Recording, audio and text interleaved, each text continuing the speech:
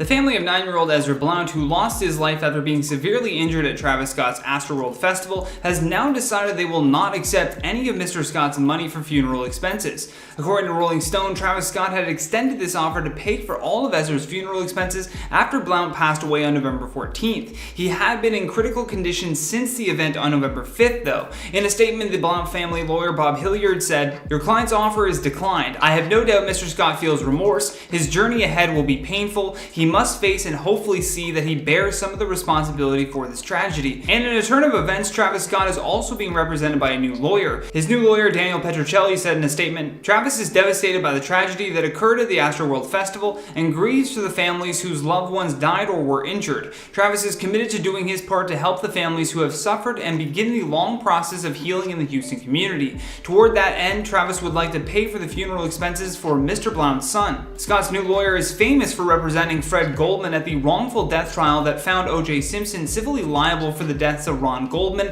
and Nicole Brown Simpson. He also went on to add that the acceptance of this funeral expense offer would in no way affect the lawsuit that has been filed by Ezra's father. In Bob Hilliard's reply to all of this, he said that for now Travis Scott will have to respect that his own devastation is nothing compared to that of Ezra's family, adding, "There may be, and I hope there is, redemption and growth for him on the other side of what this painful process will be, and perhaps one day, once time allows some healing for the victims and acceptance of responsibility by Mr. Scott and others, Tristan and Mr. Scott might meet, as there is also healing in that." During the festival, Ezra was on his dad's shoulders enjoying the show, but when the crowd started to get out of control, he lost Ezra in the chaos. Ezra's grandmother recounted what happened and said, "Everyone was pushing. It was so tight with no exits. His dad couldn't breathe at all and passed out. We don't really know what happened to Ezra after that. They would later find out that he had been rushed to the hospital and listed as a John Doe. He would then linger in a medically induced coma for days on end until his organ failure was irreversible. No parent should ever have to go through such a heartbreaking experience like this." And Ezra's grandfather also added in a statement, "I just think that there should be some accountability. Cause for my grandson to end up the way he did. Something terrible happened.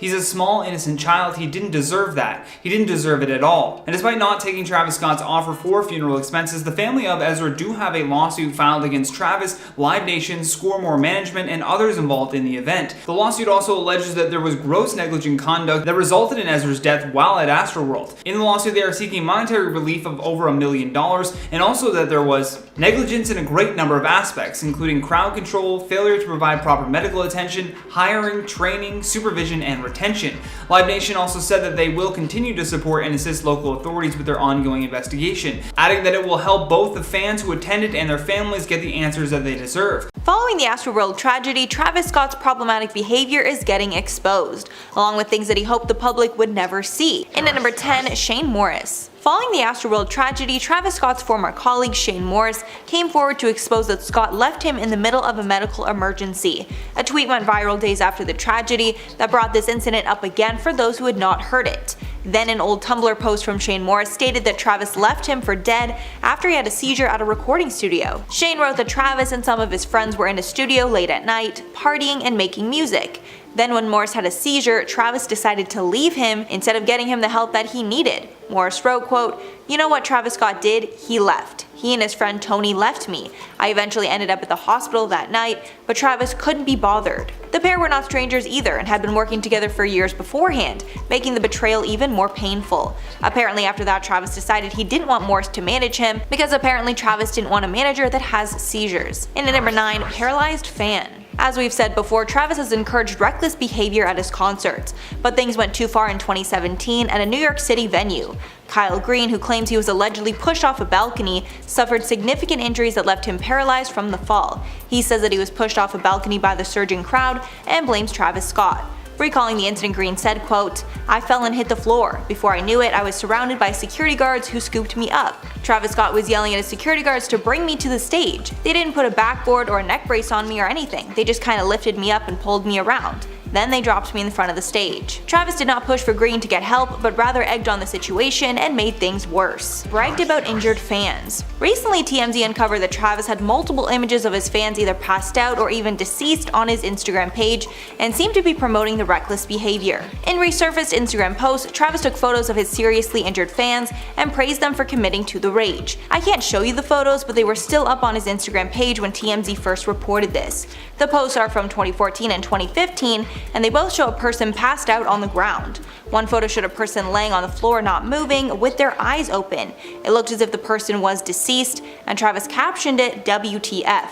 The other post shows a man on the ground not moving, and Travis captioned the haunting photo, quote, "To the kid that didn't survive the rodeo, you're a hero in my book." And at number 7, partied after tragedy. TMZ reported that right after the tragedy unfolded at the Astroworld Festival, Drake and Travis Scott went to Dave & Buster's to party. After this was exposed, his rep stated that Travis didn't know the extent of what happened and didn't know the police labeled it a mass casualty event. Apparently, Travis was not told that people had passed away in the crowd and hundreds more were injured. The source said, quote, "Travis didn't know the severity of the situation when he arrived at the party. As far as timing, this remains consistent with the fact that no one, including the police, had publicly confirmed the gravity of the events that had taken place." Apparently, after Travis's reps told him the details, he immediately left the party. And at number 6, SZA trashes Travis. After the Astroworld tragedy, videos have been going viral of other artists stopping their concerts once they see someone is in danger. One of these artists was SZA, who recently stopped her concert in Salt Lake City to bring attention to a fan that was passed out at the concert. SZA told the crowd that people passing out in crowds is quite common, what is abnormal is people dying. And she says that's gotta change going forward, starting right then and there. She even brought up Travis and said that she was not trying to have that kind of tragedy happen at her event.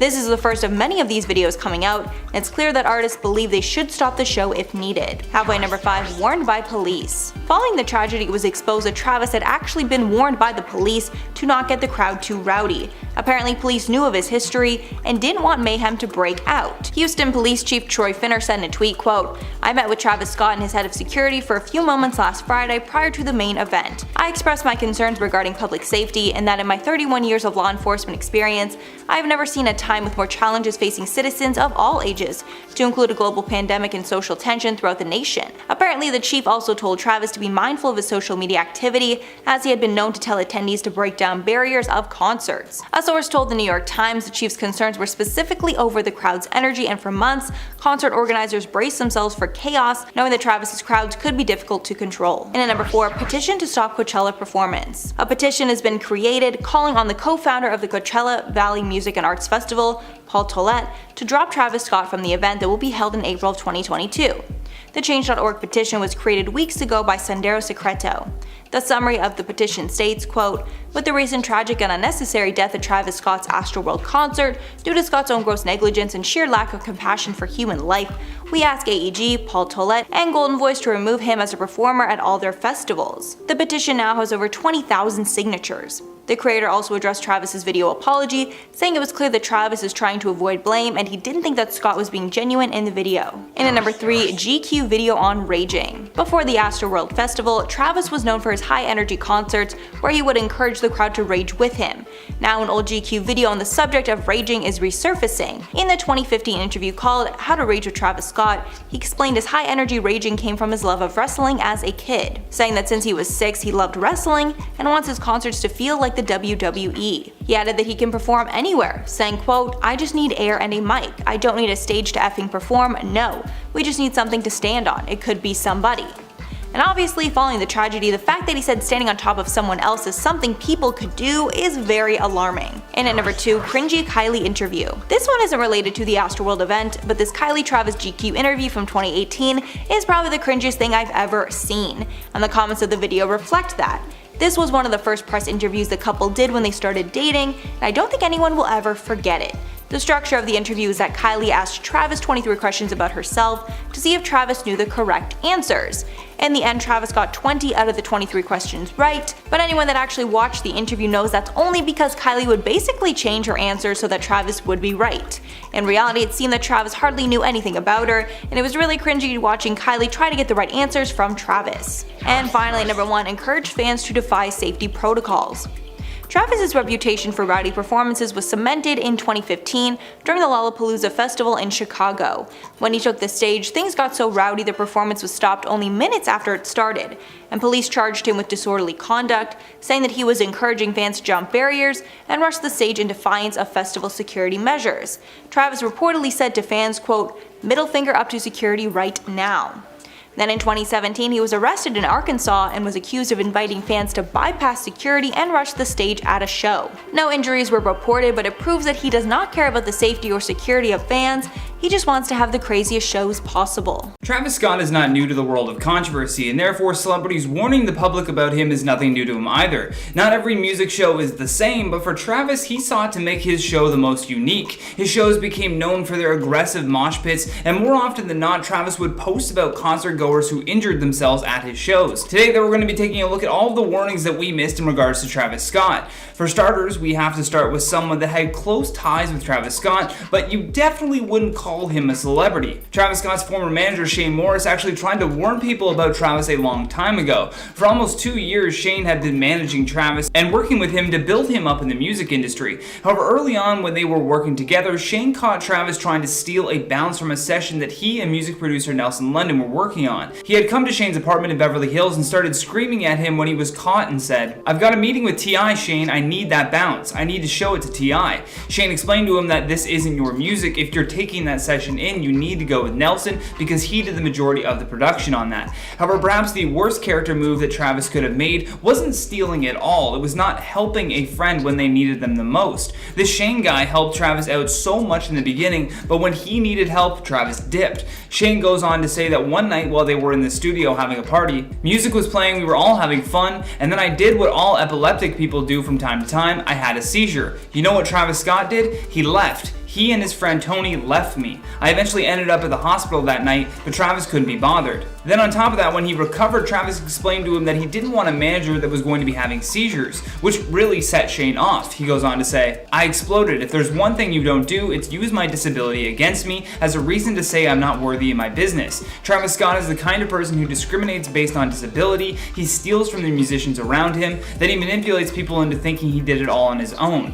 Piers Morgan was another person, though, that decided to weigh in on the Travis Scott situation. Piers is no stranger to giving his opinion on controversial matters. In fact, I'm pretty sure that's how he makes all of his money. But aside from that, Piers wrote a scathing article for the Daily Mail warning people about Travis Scott. The headline of the article itself takes so many shots at Scott and says, "Travis Scott has repeatedly given a snarling middle finger to the safety of his fans, and this deadly, predictable disaster is a direct result of his arrogant and shameful recklessness." In the article, Piers details the horrific accounts of the people that were actually in attendance for the festival, as well as taking shots at how Travis reacted to the news. In one clip from the show, Travis Scott can be heard shouting to the crowd, "I want to see some rages. Who wants to rage?" But then just moments later, he sees an ambulance enter the arena and says, "There's an ambulance in the crowd, whoa, whoa, whoa," before continuing to sing a few seconds later.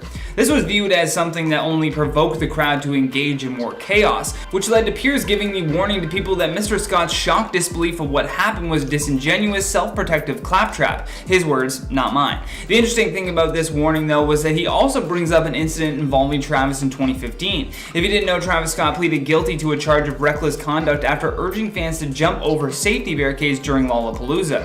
Travis is quoted as saying at this concert, "All my real ragers jump the barricade right now. Let's go. Come over, I want chaos."